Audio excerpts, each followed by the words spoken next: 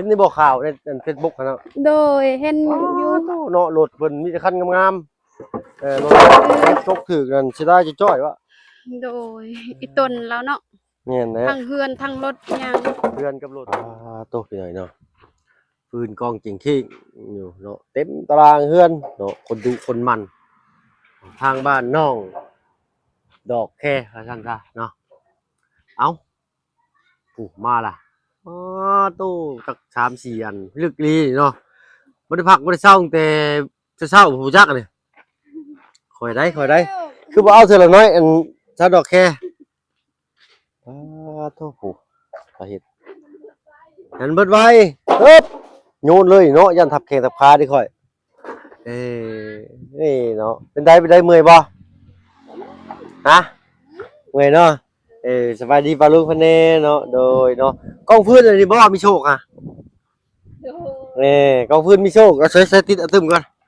เนาะกองพื้นเพิ่นมีโชคพี่น้อยเนาะมื้อเช้านี่บ่มื้อ11 โมงเนาะโดยได้เก็บเงินในนี่แหละเก็บเงินเท่าไหร่อ่ะล้านหนึงล้านหนึ่งเลยอ๋อตู้ข่อยจะไปซอกหาดิเนาะบ่เด่นนี่เนาะเอาก็เดินเด้อพี่น้องเดินเนาะ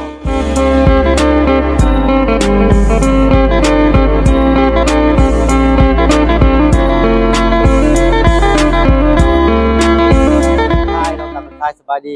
ผู้ใหญ่ใจดีและ FC เบิร์ดทุกท่านอีกเช่นเคยพี่น้อยเนาะบ่ว่าทั้งในและทั้งต่างประเทศยินดีต้อนรับเข้าสู่ช่อง YouTube บ่เพิ่งเคยหลายอีกเช่นเคยพี่น้อยเนาะมาเบิ่งข้างน้องเพิ่นค้นฟืนว่าซั่นซะเนาะไม้นี่ก็เป็นฟืนบ่ได้เนาะโดยเฮ็ดบ่นั่งอีกเฮ็ดบ่นั่งโดยสบายนั่งโอ้นั่งคอยทางคักอยู่ดอกอันนี้ใครดอกมันเป็นทางโค้งไปทางนั้นพี่น้อยเนาะมันโค้งทางนี้เออเอาใกล้สิเบิดแล้วบ่ยังไงยังหลายอยู่ดูถาเอาหล่อน้ำเมน้องเต็งจริงมันอยู่เอาเรายังลายคือกันพื้นแล้วโอ้พื้นเพิ่นก็ยังลายโดยกองพื้นในหั่นเป็น3ครอบครัวแม่นบ่หมด4 ครอบครัวโดยดูกองไผกองเพิ่นพี่น้อยเนาะโอ้ดูหันไปทางห้องน้ำทั้งน้องกันกองมีเพิ่นเนาะก่อใกล้สิแล้วล่ะห้องน้ำจะได้ซะบ่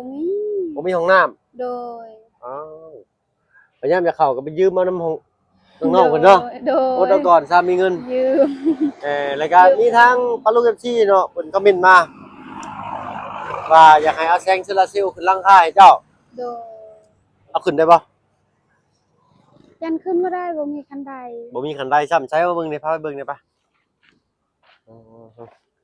คือเฮ็ดได้เนาะเทื่อคนอื่นเฮ็ดบ่ได้ข่อยเป็นคนพิสดารเฮ็ดได้ก็มีได้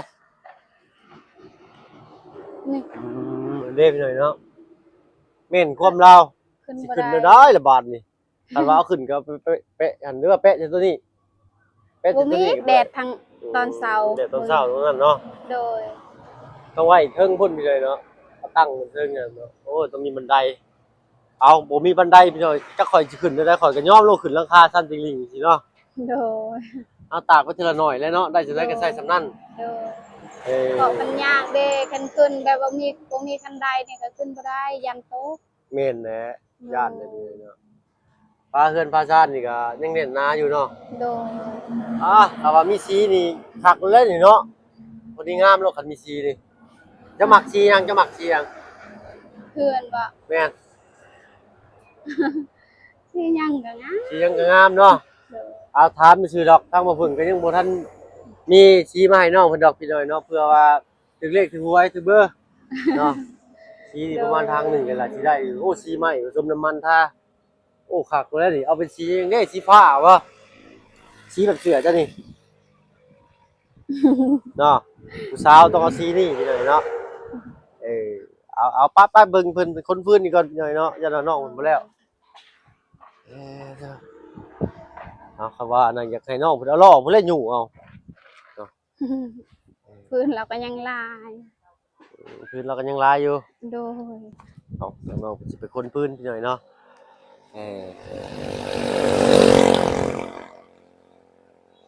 ต้องผ่ารถได้พี่น้อยเนาะเพราะรถลายคือข่อยนี่ข้ามไปนี่ก็เหยียบแอวแล้วพี่น้อยเนาะเอาล้อก็มีคันเดียวครับเนาะ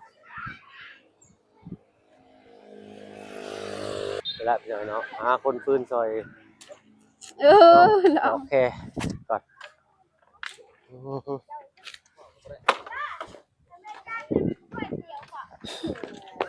Vô mía giờ vô mía kia ôi ผมอดนะขันอยู่กับเบาเงาคนนี้เนาะ โอ้แล้วว่าเป็นพวกคิดข่อยไหล ไผ่ถัด แต่ว่าน้องคุณหากไม่ได้กินแล้วเขาเอ เอง ทางน้องจะดีนะน้องจริงๆน้องเลี้ยงเอาสบายดีทางเบาเงาเด้อสบายดีจ้ะเลยน้องกองมีใกล้แล้วเด้อเบาเงาผ้าเราคมบ่คมเนี่ยขาดครึ่งรถมือจ้ะอ๋อโธ่เอาไปชี้ยันรถบ่นะ rồi ไม่เคยช่วยมั้ยไป rồi Ồ. khẩu trai นักตื่นได้เนาะ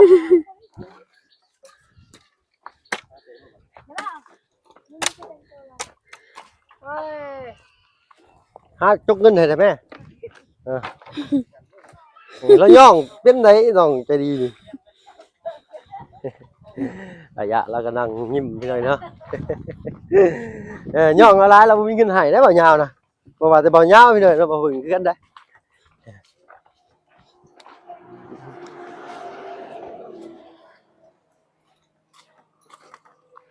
เย็บบังรถได้ฮะ rồi ย่านเลยข่อยเลยข้ามทางมาไวแท้นะโอ้ดูไปเรื่อยบ่แม่นเนาะไป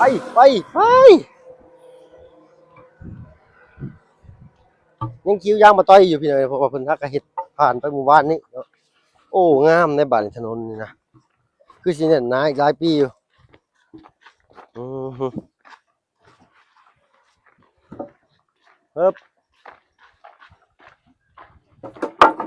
ทางอันตู้แม่ไปใช่ล่ะ mẹ bay xuânเราเฮ็ดส่วนอยู่บ้านสกีปลูกมะเพชรแล้วปลูกยาสูบ อ๋อทางตู้แม่เพิ่นปลูกเพชรกับยาสูบ โดย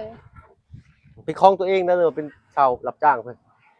ของตัวเอง อ๋ แล้ว อ ก็ ของตัวเอง ข โด อย ปลูกดินเขา อ๋อขอปลูกดินเพิ่น โดย เอาเพิ่นก็ใจดีเนาะเพิ่นยังให้ปลูก โดย ทำมาหากินอยู่เลยเนาะ เอ้ยน้องพังพัวเอ้ย น้องทั้งผัวเอื้อย โด โอ้ ย เจ้ามีเอื้อยผัวเอื้อยเจ้าอยู่บ้านนั่นปะ โดยอยู่บ้านสกี ดีพี่หน่อยเนาะซอยกันดีแบ่งบ่อนทำมาหากิน โดย ไปจันข้ามไปเอาอีกไปเข้าไป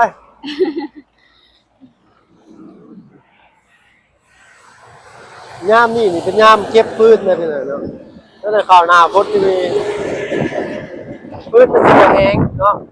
เป็นบ่ อ่ะ ตั้งแต่เข้าไปอีกหน้าฝนนี่ฟืนบ่แห้งเนาะเก็บบ่ได้เก็บยามนี้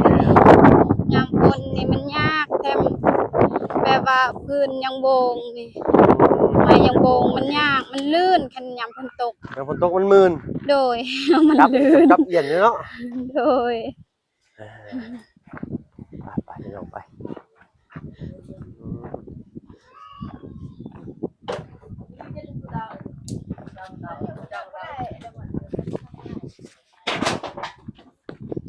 สิลม มันจะปูดเอาอัน เลยÀ.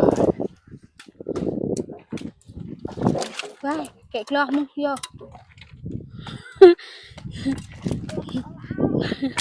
ดังแห่งแม่แห่งถึกไม่เจ้าก็มีอีกแล้ว งั้นก็ดังแห่งแมบถึงไม่ชาวกองมีแห่งบ่มีคักดิ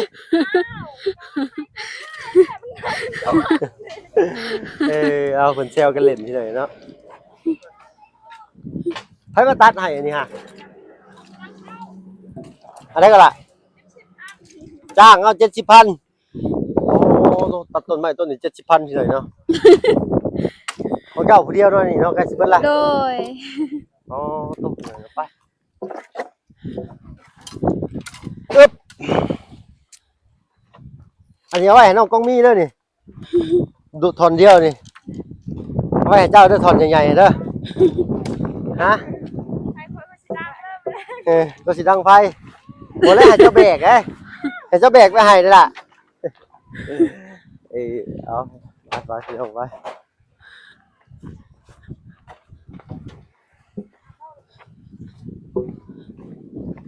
ยามกลางเว้นเพราะว่าร้อนหัวก็อยากแตกเลยเนาะยามแรงๆมาบัดลมหนาวได้บาดนี่ โดย เนาะโอ้นี่รถยังบ่มีไปเลยไฟเขียวอยู่ ไปเขียว ไฟเขียวแล้วบ่มีรถวะ อยู่บ้านอายมีบ่ไปเขียวไปแดง อยู่สวรรค์น่ะมีอยู่ โดย แต่มีกับบ่หลายบ่คืออยู่ทางฝั่งไทยเพิ่น โด ทาง ย ฝั่งไทยเพิ่นปะ ร้าย ออก เนาะ แต่หน้าบ้านนี่ก็อยากพออยากมีรถเล่นไฟเขียวไฟแดงน่ะเพราะว่ารถบ้านเพิ่นมันหลาย โดย ปึ๊บโอ้โห เออฮอดเฮือนหมดแล้วก็ดีใจนะ เบิดนี่สิกุมปีอยู่บ่นี่ หมดนี้บ่บ่กุ้ม บ่กุมเลยเนาะ โดย ต้องมีประหยัดนำอีกได้ดังฟืนดังรัวก็ได้ ต้องแบบว่าไปอยู่ป่าอีหยังเห็นแล้วก็แบกเอามาเลย โดนมื้อละโดนสองโดนก็เอาเนาะ โดยเห็นอยู่ใจก็เอาอยู่หันเลย แม่นนะ เก็บเอามื เพราะว่าใน เงิน ระหว่างการเดินทางของทีมงานเขาก็เห็นตลอดได้ปลาละผู้ใดไปเข้าไปนะทีมงานเขาก็เห็นตลอด เวลาขี่รถเมื่อหรือว่าขี่รถมาสิเห็นชาวบ้านเพิ่นพายธงที่อ่องฉลังอะดิเนาะ โดย พายธงอ่องฉลังแล้วก็เบรกฟืนไปนำเลยต้อยทางเห็นตลอดเส้นทางเลยพี่หน่อยเนาะขาขึ้นมาเซโปนนี่เพราะว่าทางนี้เพิ่นบ่ได้นิยมใช้ถ่านกันเนาะ โดย เตาแก๊สก็อยู่ใกล้ซ้ำบ้านนี่แก๊สก็ได้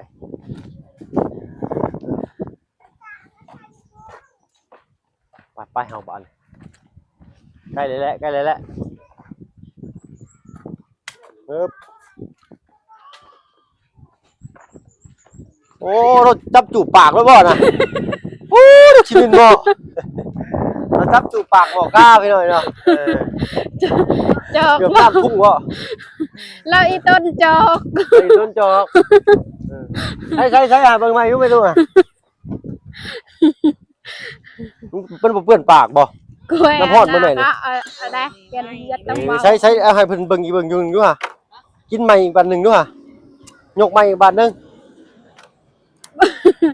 สั่นเด้อพี่น้องเด้อ คือว่า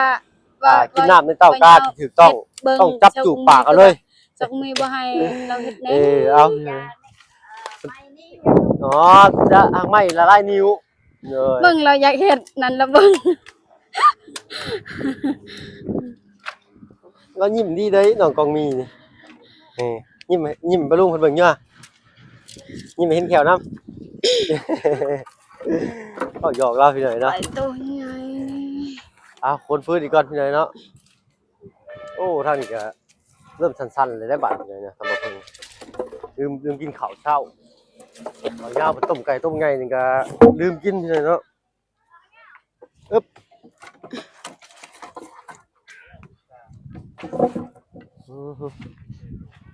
ปิ้นใส่ดินี่เนาะเด้อพี่น้อยเนาะไผอยากกันมาหาลูกไผ่เอาแนวมันไปไว้เอาในมันไปหวานเพิ่นว่าเนาะมาเอาอยู่เซโปนพี่เด้อโอ้ยน้องก็มีก็เบิดมื้อแล้วก็ได้สิช่วยไปในบ่ยาวหั่น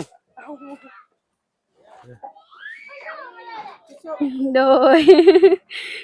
สวัสดีจ้ะ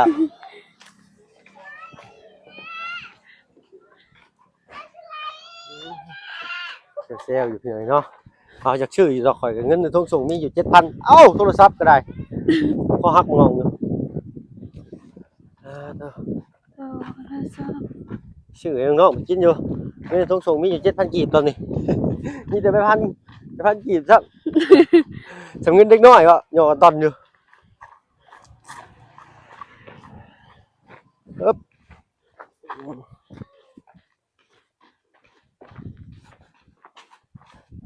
อึ๊บ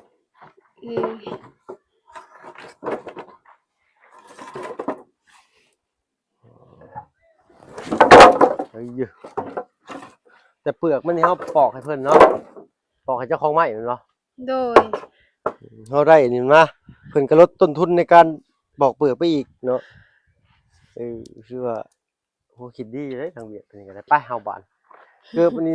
ทางลุงจันทร์บ่ซื้อมาให้ โดย ไว้ใส่เวียกงานเนาะ โด โอ้ ย สับสิใส่บัดนี่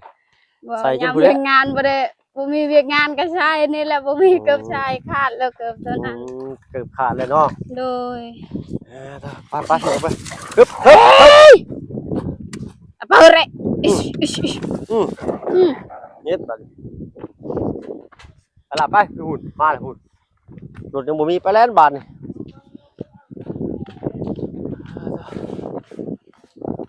ฮึบ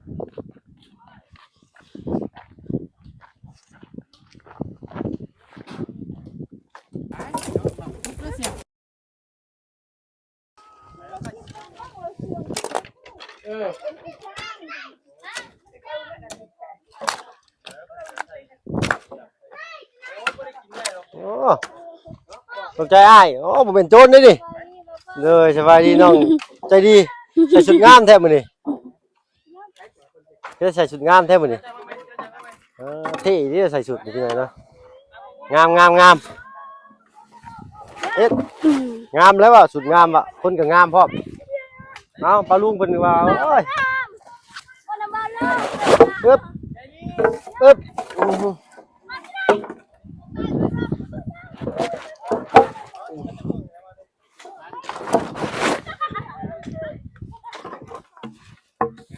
ไปเอาบันโอ้ยังบ่พอบ่น่ะ เอาหลายแท้ พอแล้ว ไปยังก่อนจะ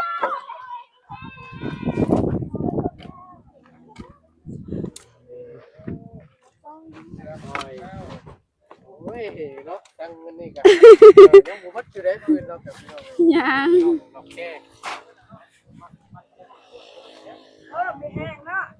มันมีแห้ง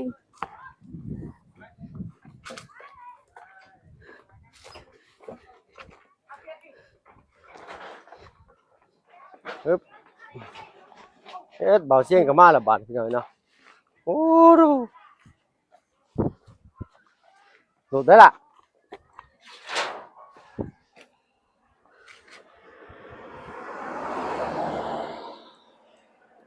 10ล้อซ้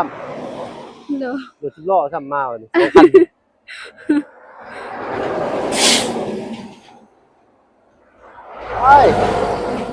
ไปโลดบัดนี้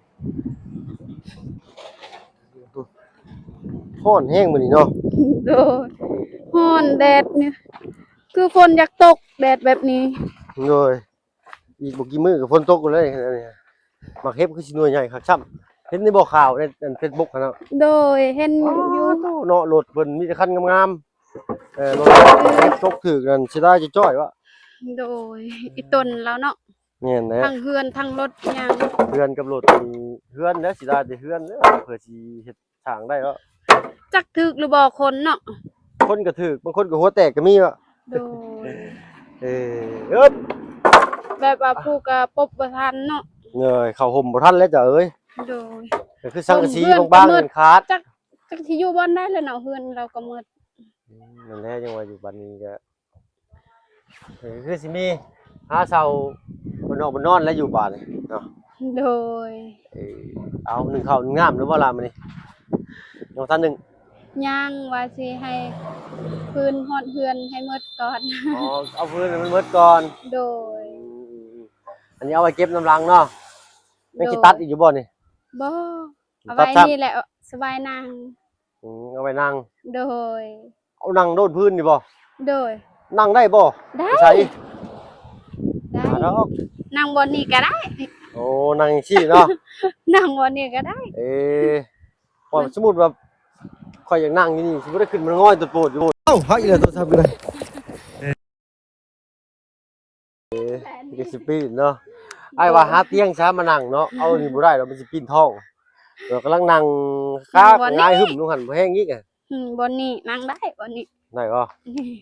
อ้าว สบาย โอ้ข่อยว่าไปดังไฟซะเนาะบ่พื้นยังหลายกันบ่มีพื้นได้จำเป็น มีพื้นก็เอาตังค์มาดังเลยบัดนี้ โดย ขอบคุณขอบใจทั้งน้องดอกแค่หลายๆพี่หน่อยเนาะ โดย เอาเฮ็ดเวียกเฮ็ดงานกันสู้ๆเด้อน้องเด้อเนาะค่อยๆเฮ็ดเอาเนาะบ่ต้องฟ้าวบ่ได้คันฟ้าวมันเมื่อย โดย จะเป็นลมแดด โดย เนาะเป็นโรคจังก็เพิ่นว่า ทาง14เพิ่นก็เม่นมาบอกอยู่ถ้าว่าเพิ่นก็จื้อบ่ได้สำหรับคลิปนี้ถ้าว่าเพิ่นน้องดอกแค่สิขอตัวลำลาแล้วพี่น้องเนาะพบกันคลิปใหม่สำหรับคลิปนี้ไปแล้วพี่น้องเนาะสบายดี สวัสดีเด้อ เดี๋ยวมาเอาตึมมาละโอเคเนาะเอาเนาะก็จบลงพี่น้องเนาะแต่ออกกันคลิปหน้าเดี๋ยวสำหรับคลิปนี้ถ้าว่าเพิ่นขอตัวลาลงแล้วพี่น้องเนาะดีๆมีแฮงยังอยู่บ่โอเคเนาะฮ้อนๆพอดีเดี๋ยวจะจอกนึงก็เอาพี่น้องเนาะไปแล้วพี่น้องสบายดีจ้ะ